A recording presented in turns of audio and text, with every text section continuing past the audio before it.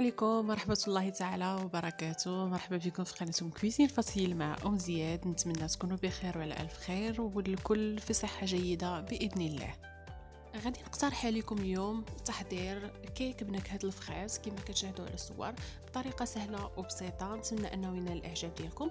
غادي ندوزو نشوفوا طريقة التحضير وكذلك المقادير في نفس الوقت.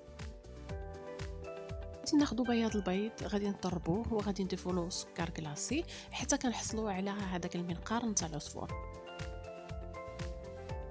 بالنسبه للمقادير بقياسات مضبوطه غتلقاوهم اسفل الفيديو في صندوق الوصف مع الوصفات المقترحه عليكم اللي موجوده في هذا الفيديو هذا ان شاء الله.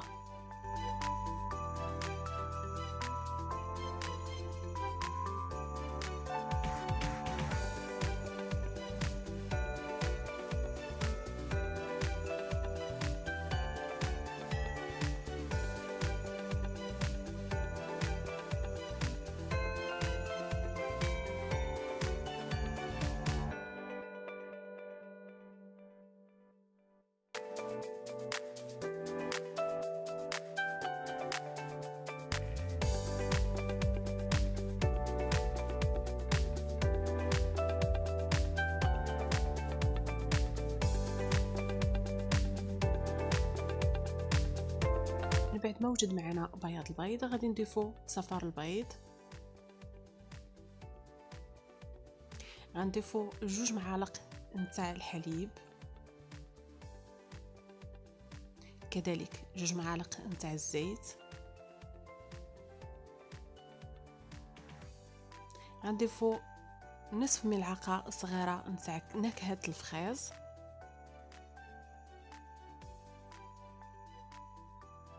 وغادي نضيفو ملون في اللون الوردي.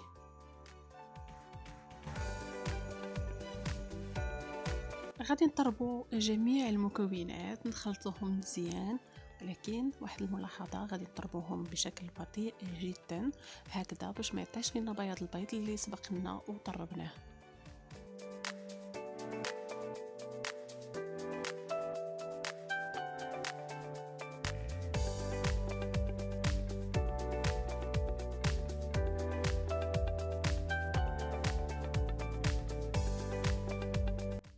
غادي نضيف الكميه تاع الدقيق، غادي نغربلها ونواصل التحريك.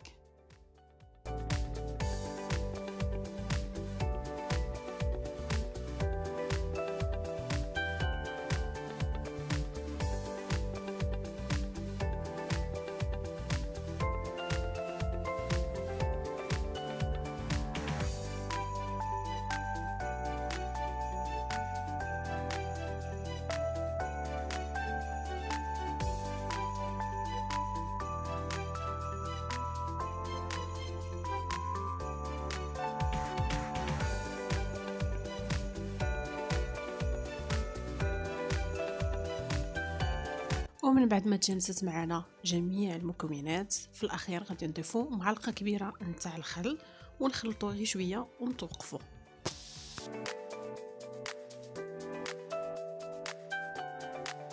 غادي ناخذوا الخليط ديالنا وناخذوا صفيحه الفرن، غادي نضيفوا لها الخليط، غادي ناخذوها غادي نخبطوها بهذا الشكل كما كتشاهدوا، غادي ندخلوها الفرن مسخن من قبل وندوزو باش نحضروا الكريمه.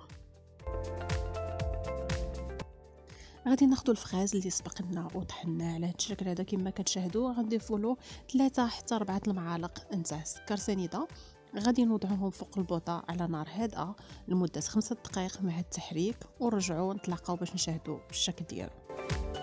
ناخذ لا جيلاتين، غادي نضيفوا لها الكميه نتاع الماء، غادي نخليوها على جنب الى حين الاستعمال.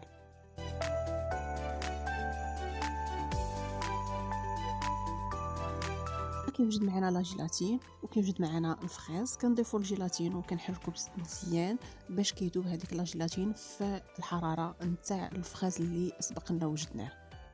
غادي نوضعوه على جنب حتى كيبرد.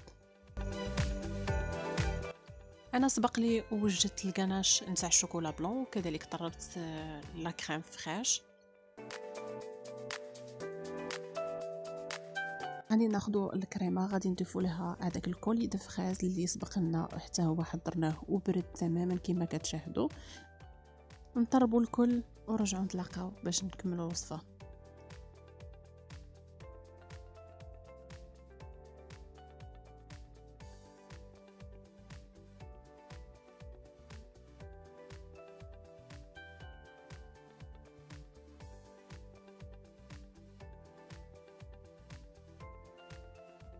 هذا هو الكيك اللي سبق لي وجدته بليله قبل حتى برد تماما. كما كتشاهدوا غادي يكون اسفنجي كيجي بهذا الحجم هذا.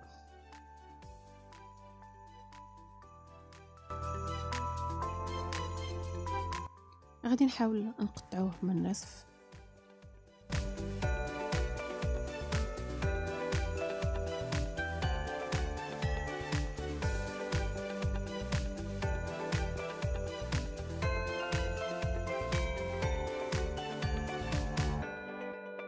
بالنسبه لهنايا وجدت السيرو نتاع البرتقال كما كتشاهدوا. خديت واحد جوج الليمونات عصرتهم وضفت لهم السكر على حسب الذوق. كذلك غادي نحتاجوا الكونفيتور دو فريز على حسب الرغبه، تقدروا تستغنوا عليه في هذه الوصفه هذه.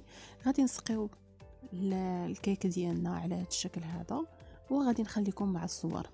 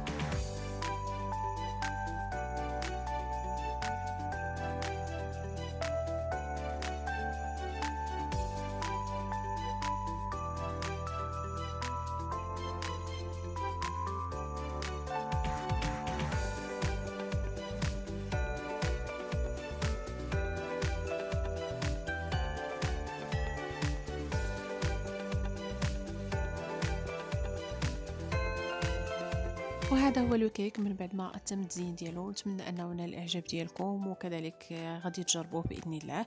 ما بقى لينا نقول لكم تبقوا على خير في امان الله مع وصفه قادمه. الى الملتقى ان شاء الله.